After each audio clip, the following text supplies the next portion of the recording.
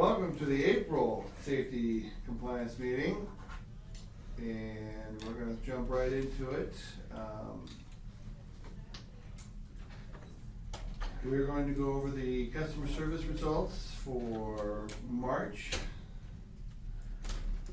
and we are going to discuss how great you guys have been doing. So total comments for this is a comparison to 2024, 2025.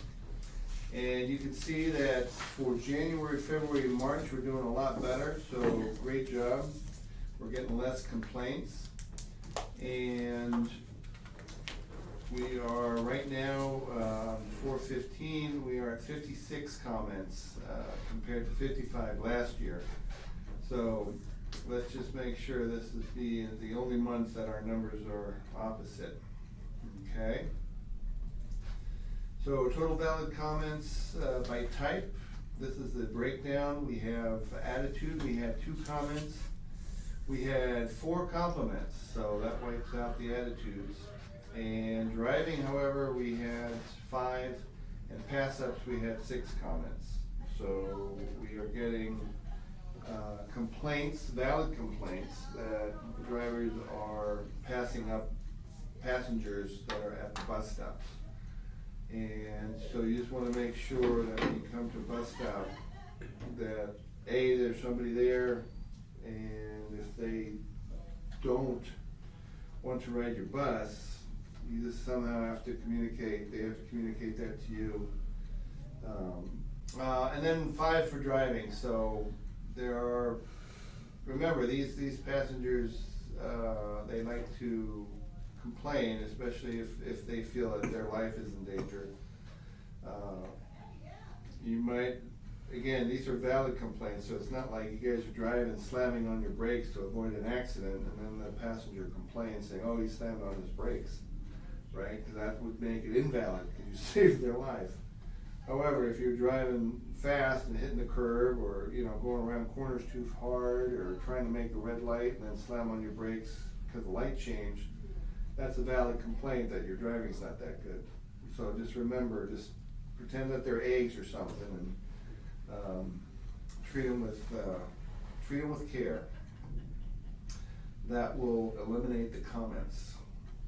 We did, like I said, get some good customer service recommendations, and like Alana, driver was courteous and efficient. Michael Jackson, being a smooth operator. So again, you're driving the bus, you're riding the bus, you want to come to nice stops, right? You don't want to be jerked off your seat or flown out of there. So Frances, very nice, went out of her way to get alcohol wipes for my hands. So that's one driver that just went a little bit above and beyond.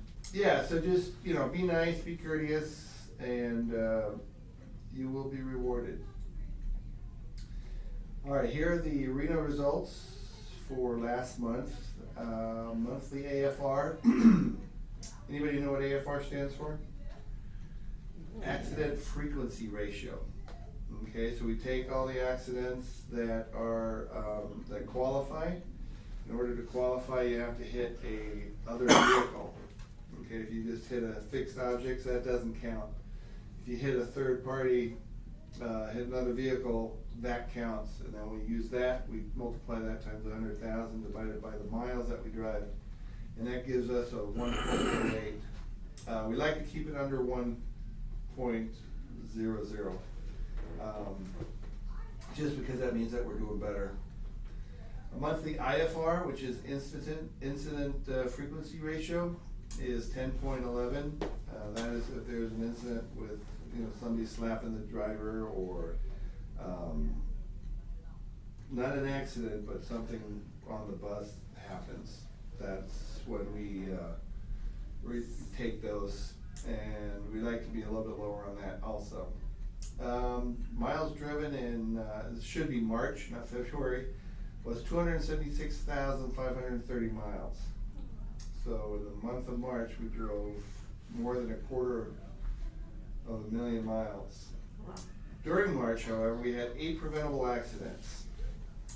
3 of them were hit other vehicles. 1 was a passenger incident, 3 we hit fixed objects, and 1 hit by another vehicle. So these were preventable, because how many fixed objects jump in your way? None, right? Because they're fixed objects, you're hitting them. Yes. Are you aware how we were hit by another vehicle and it's our fault? Like we must have run a red light or something? Would that be one? That would be one, yeah. You run a red light, or you're late through the light, and another vehicle hits you. If you're driving, and let's say there's a car parked on the side of the road, and they have their blinker on, and they just want to get out in front of the bus, they speed up a little bit instead of slowing down or stopping and letting them get ahead of us to keep going, and then they come and hit us. So, yeah, hit by another vehicle can also be preventable. But we look at all the videos, and that's why we did have one that was hit by another vehicle that was non-preventable. And sometimes you just can't prevent it, right? Especially if you get hit in the back. You stop, you're all doing good, and another vehicle hits you in the back of the bus, boom, that's non-preventable. But you have to drive in such a way that you want to prevent all accidents, right? Because you guys are the professional drivers, and so you guys want to drive in such a way that you are not only preventing accidents that you cause, but accidents that the other person can cause, right? Mm-hmm. So here you can see the graph chart that shows the fixed objects that were hit, the 3 and the other vehicles, and then the hit by other vehicles and passenger incidents. Just another way of showing what happened. All right, so now we're going to come to the part of the safety meeting where we are going to take care of the compliance. So, do you guys know what blood-borne pathogens are? Yeah, You do? yeah, they're germs. Exactly. Blood-borne pathogens are disease-producing bacteria or microorganisms that are present in human blood and can lead to disease. There are many diseases causing microorganisms covered by this standard. However, the most common and those primary concerns are hepatitis B, hepatitis C, and HIV.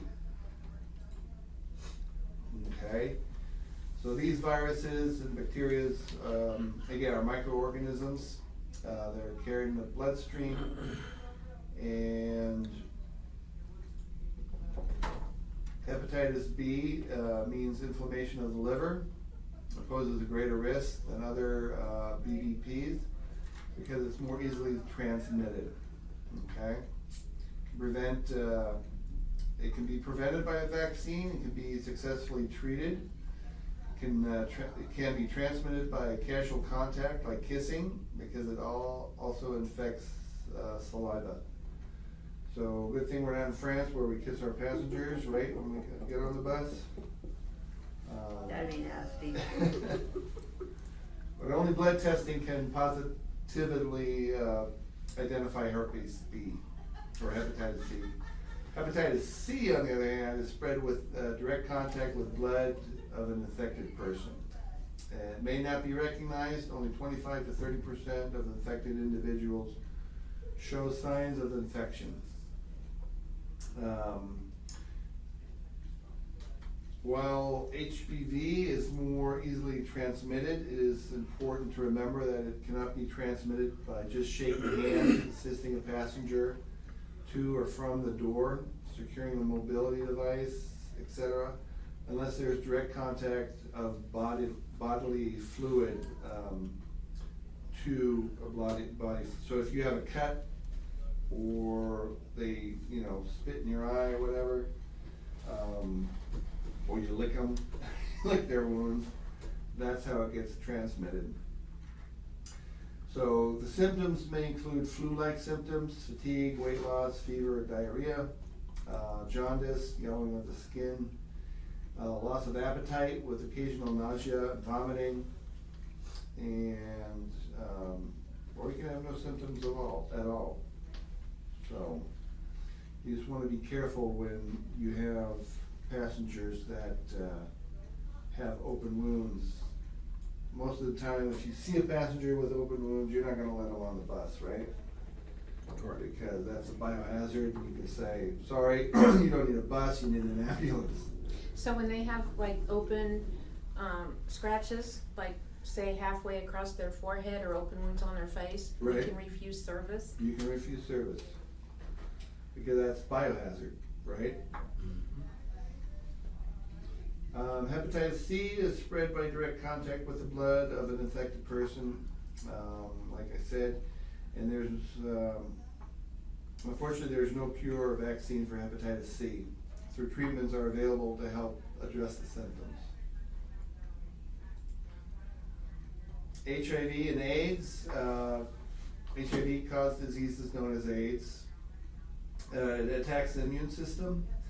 There's no vaccine to prevent AIDS, transmitted mainly through sexual contact, not transmitted by touching or working around people who carry the disease. So if you just touch somebody who has it, you're not gonna get it. Okay, so you don't have to be all, no touchy-touchy. You can help passengers in a wheelchair, okay? Of the bloodborne pathogens, HIV and AIDS is the most widely publicized bloodborne, so many people are familiar with it to some degree. Symptoms may include flu-like symptoms, fever, diarrhea, fatigue. You want to protect yourself. Assume anybody or any blood or fluid you encounter is infected by a bloodborne pathogen, and take steps to protect yourself. So basically, you don't want them on your bus. Any bodily fluids, okay? They might smell like they just went to the bathroom, but if you can't see it, you can't reject them, because they can smell like it, and you still have to let them on the bus. But if you see it, whether it's wet or dry, you can refuse service, okay?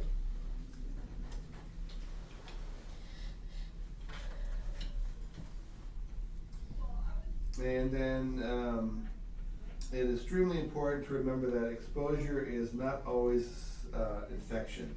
You can only become infected if infected blood or body fluids come into direct contact with eyes, nose, mouth, or throat. Open wounds, if you have an open wound and somebody touches you with their bloody hands, then yeah. Or cutting yourself with a contaminated sharp object, or intimate sexual contact.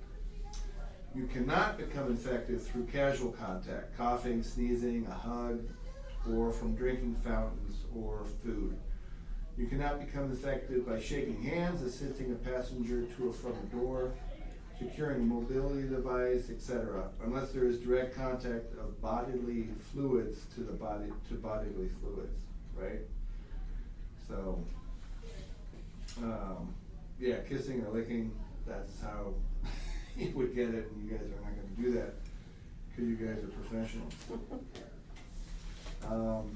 But you gotta be sure to report all incidences involving blood or bodily fluids, so that your manager can determine if an exposure incident has occurred, and then offer post-exposure medical evaluations if necessary.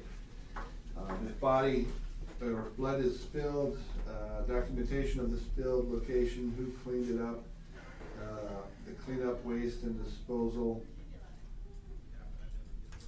method must be kept. And after a BBP incident, a report must be completed. Okay?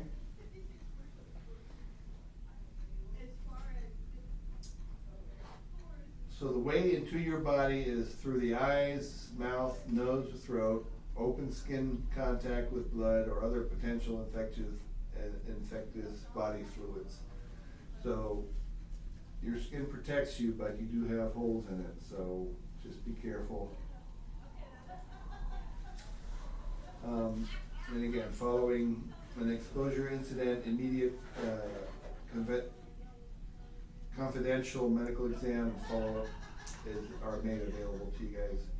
Hepatitis B vaccination is also available. All right, hazard communication program. Keolis has developed a written hazard communication program that includes maintaining up-to-date safety and data sheets for each hazardous chemicals used in our shops and yards. So our chemicals that we use to wash the buses, to clean them, it's all documented and it's all available for you guys if you're interested to read about it, what chemicals are being used. But here we're just trying to, this training will show you how to identify hazardous materials by reading the required labels. Because it's important for you guys to use the following information to understand the requirements and the responsibilities for safely handling and using hazardous materials. So you need to know their locations and their conditions, chemical inventory, safety data sheets. Again, they're available during your work shift, and the correct labeling. And then there's always a written hazard communication program that we have for you. Where are they kept, the material data sheets? In maintenance, That's right. yes, because they're the ones that use it. You guys hopefully don't walk around with a container of acid or hazardous gas. I used to. Really? Well, remember, labels must have 5 things, right? Whoops. The name? Product identifier, what is the chemical? Signal words, what is the danger? Hazard statement, what kind of harm could the chemical cause? And a pictogram, symbol that tells us about the hazards, okay? And then precautionary statements, what do we need to do to be safe around this chemical?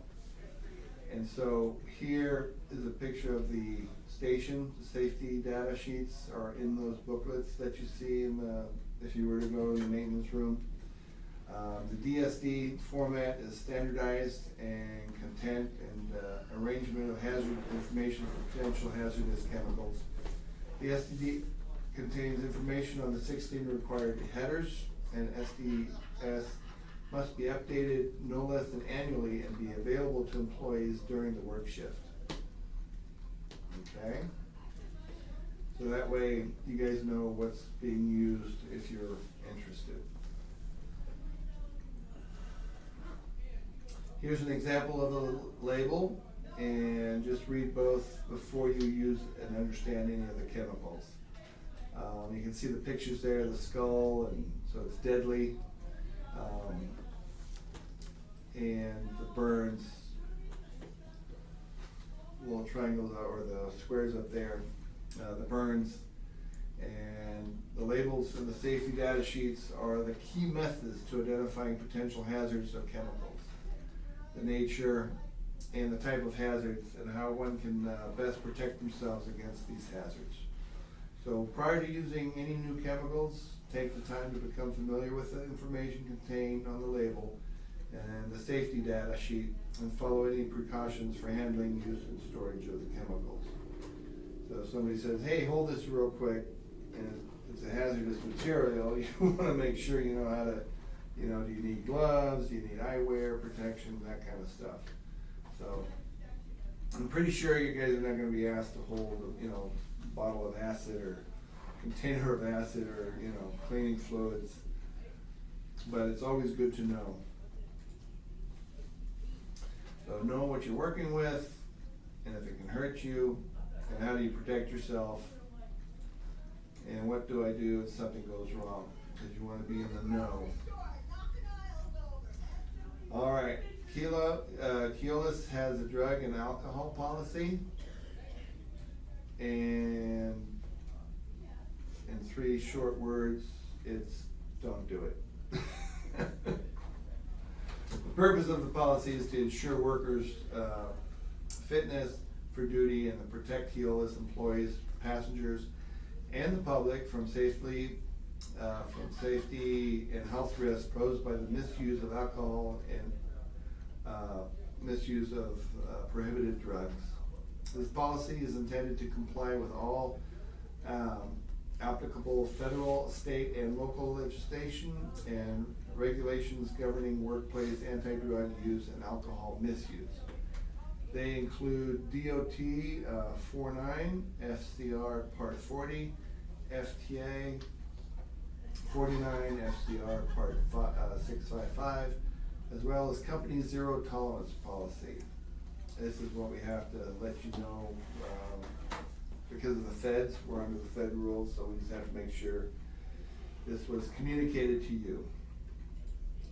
So there it is, zero tolerance policy, okay? And can you guys guess what prohibited drugs we have on the list? Aspirin. Aspirin is not one of them. Heroin. Weed.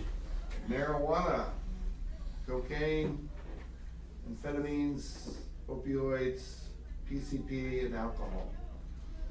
The ones that most common: marijuana, alcohol. Under the policy regulation, the following drugs, they are prohibited, so those listed right there. The THC is the main ingredient in marijuana, is stored in body fat and slowly released over time. So since the 1970s, THC concentration has increased by 500 to 800%. And you combining alcohol with other depressant drugs with marijuana can produce a multiple effect, increasing the pairing effect of both drugs. Marijuana smoke contains the same cancer-causing chemicals as tobacco and contains 4 times as much tar. So people say marijuana is not harmful. They don't know anything, because it must have eaten their brain cells and killed them. Keolis management staff have been trained in recognizing the effects resulting in reasonable suspicion and possible drug testing. So we have random testing, we have reasonable suspicion. So random is we have 226 people working here, and a third party will say, okay, we need these 12 people to be tested randomly, right? However, suspicion, you can look at a coworker and say, whoa, your eyes are all red, and you're irritated, and you're acting a lot different than normal. You can then go to management and say, hey, I have a suspicion that my coworker is not safe to be out there driving. There's no recourse for you. It's just, we would look at take the driver aside and just talk to them, and then if we determine, yes, we need to test them right away, we'll go and test them. And if they fail, they won't come back. So, and then we'll thank you for pointing that out, because that's a hazard. You know, somebody who's on drugs or on alcohol is impaired and cannot be driving out there. Many think there's no way of anyone to know that they have used marijuana, but that's not true. Because they have the reddened eyes, slowed speech, distinctive odor or breath or clothing, lackadaisical, you know, they say, oh, I don't care attitude, chronic fatigue, lack of motivation, irritating cough, chronic sore throat, increasing pulse or blood pressure, and increased appetite. Okay, so you guys work with people for long enough, you know that what's normal and what's not. Our workplace is impacted by the use of marijuana, primarily in the operator's inability to drive safely, and therefore it can affect you, because you can be the one that can get hit or run into.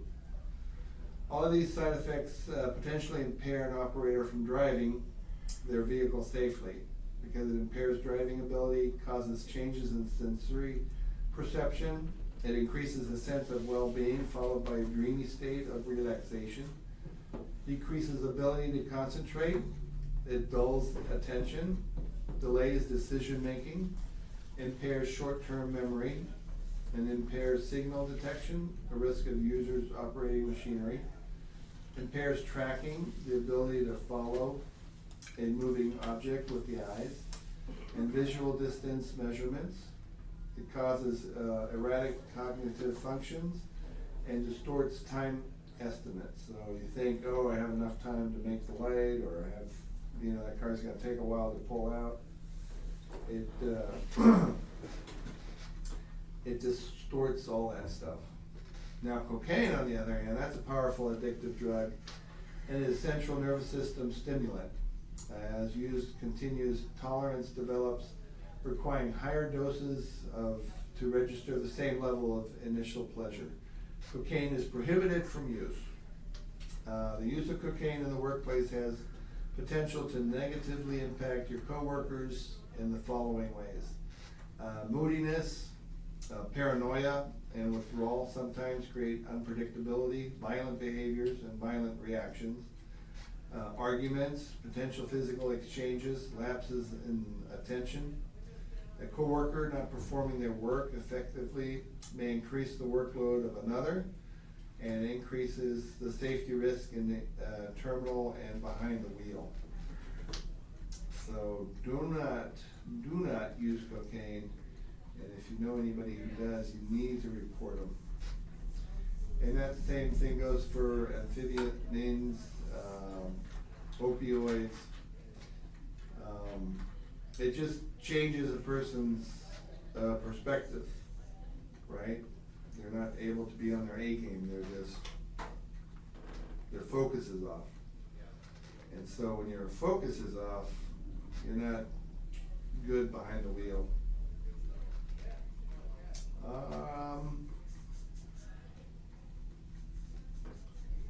Let's see here. The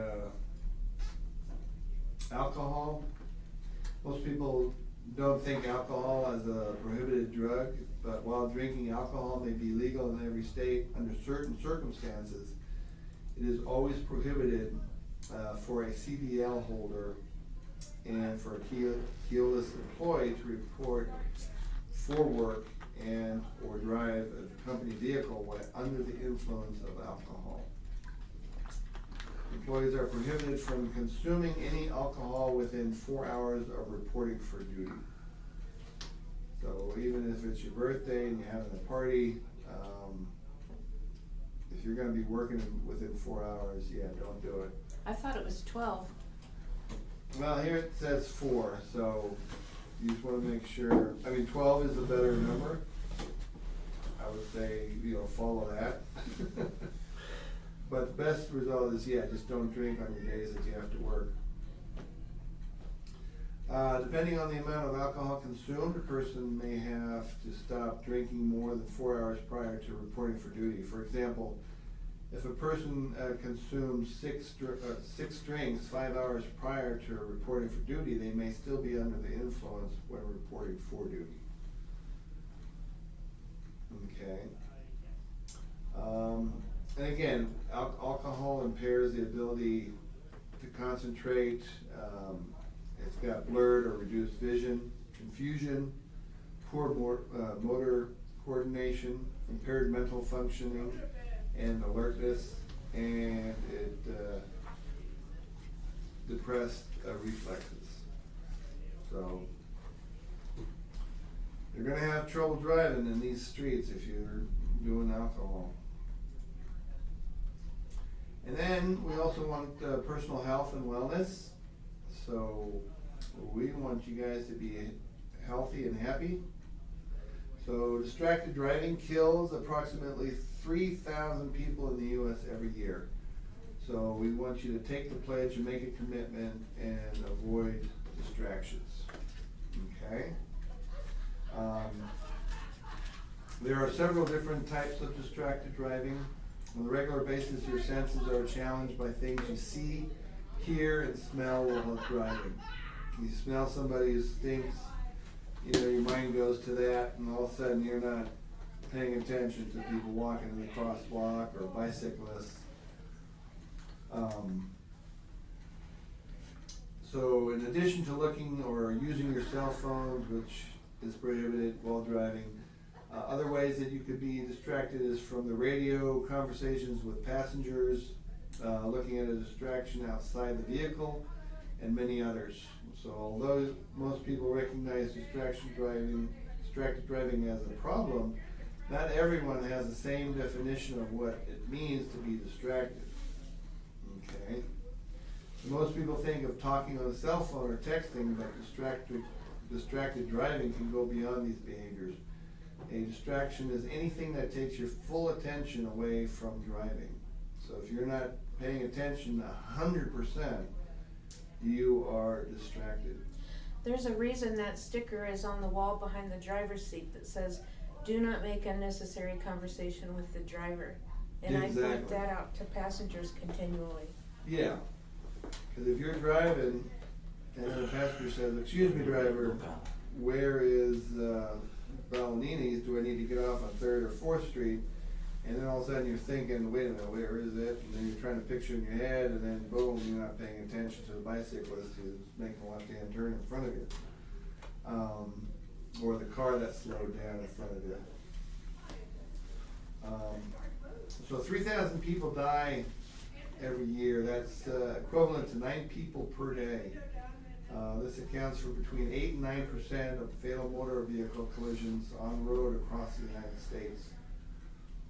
And it's not only drivers, it's also pedestrians, right? You see the guys walking in the crosswalk looking at their cell phones, All the time. right? They're not paying attention. I mean, here comes a big bus and they're just on their phones looking down. Last night on my last Virginia line, I had 5 people jaywalk in front of me at night, and it was almost impossible to see me. So I'm doing 20 and a 35 just to keep from hitting somebody that might walk out in front of me. Right, so you have to be more attention, or pay more attention because they are not, right? So you have to actually pay attention for them and for yourself. So, and you guys are the ones with a DCL license and you are considered professional drivers, right? So if you guys were in a group with another 100 people and I had to pick somebody to drive me to Las Vegas, I would pick one of you guys versus any of them because they're not professional drivers like you guys are. Not all distracted driving crashes are fatal, but driver attention can also result in collisions that cause serious injuries. 324,652 people were hurt in distracted driving in 2020. And that was during COVID, so when nobody was driving. So you can tell, there's a lot of distracted driving out there. Motorists can drive the equivalent of an entire football field blind if they take their eyes off the road for just 5 seconds when they are traveling 55 miles per hour. With so much ground covered, that it's not surprised that the risk of crash are high when motorists lose focus. So make sure that you guys are not distracted. So what we just ask is that you guys make a commitment to drive distraction free when you get in the bus. You know, just say to yourself, hey, I'm not gonna be distracted, I'm gonna do my job and get home safely. And this part is stress awareness, because it's Stress Awareness Month. So we want to make sure that you guys are not stressed out. And here are some ways that you guys can de-stress, because being stressed, minor to moderate, it does the body harm being stressed. And you're also distracted if you're stressed. So common causes for stress, consider that stress can be detrimental. It can also be valuable to know what causes it. So some of the most common is cost of living and finances. So thinking about finances gets you guys stressed out. Work. The workplace has been one of the most substantial stressors in the United States for some time. Low salaries, heavy workloads, unrealistic expectations at work can all heighten workplace stress significantly. Relationships and family life can also be very stressful. Interpersonal relationships can include romantic relationships, friendships, and family connections. And as relationships are essential for mental health and well-being, having stressful relationships or lack of social support can cause significant stress. Personal health and well-being also can be stressing for some people experiencing health concerns due to chronic illness or unexpected disease diagnostic. Others may want to grow resilient against stress to improve their mental health and well-being. And then your personal safety. If you have experienced a recent traumatic event or live in a community that is susceptible to crime, you may experience stress out of fear for your safety. And if you're experiencing trauma, support is available. So if you guys have any issues, we have human resources that's available. If you know any coworkers that are like super stressed, or they tell you that they're stressed, don't avoid it. It's a silent killer. So some of the ways you can recognize it is increase in irritability or anger, a loss of interest in previous enjoyable activities, mental burnout, changes in appetite, changes in sleep patterns, digestive issues, loneliness, body aches and muscle tension, mood swings, feeling overwhelmed. So if somebody comes in and they're, lonely and they complain of muscle aches, and then one minute they're happy, the next minute they're upset or angry, or they, just storm off, they don't care, and they tell you they feel overwhelmed, that's stress. So, Do you report that, like suspected drug use, or do you just let it go? No, you don't wanna let it go. You wanna make sure that they talk to somebody, or they say, hey, what's going on? Report it to management, and then, like I said, we would take them and just talk to them and say, hey, what's going on? And hey, guess what? You know what? There is a solution to that problem. We got so-and-so who knows somebody that can fix you or help you with that situation. There are a lot of solutions out there that people just need to ask for help. So there's resources. Resources, exactly. EAP. Yeah. So, you guys don't want to be stressed. You don't want your coworkers to be stressed. And there are situations that are beyond our control. My door is always open. I usually like to laugh, and I don't know if any of you have seen me stressed. I don't get stressed. I'm always happy. But my door is always open to talk, because I think it's important to come to work, and if you're stressed, to get unstressed. Because that's the last thing we need you guys to be is behind the wheel of a 1,000-pound, or however heavy these things are, 40-foot vehicle, being stressed and wanting to hurt somebody, right? So, you want to spend some time with others. There are some breathing exercises and meditations. There are lots of techniques like deep breathing to help individuals control their nervous system, effectively reducing or halting the fight or flight response, progressive muscle relaxations. There are a bunch of activities that one can do to help them get rid of stress. So, art and hobbies, having hobbies can benefit your health and in multiple ways. Various hobbies, including creating hobbies, may promote stress relief. Outside of art, there's listening to music, spending time with animals, gardening, reading, socializing, telling good jokes. So with that being said, are there any questions? Nope, not for me. No questions? You guys are good? Mhm. You guys know not to use drugs, drink alcohol before work? Okay. Well, then that concludes our April safety meeting. You guys, well, thank you for attending the training session.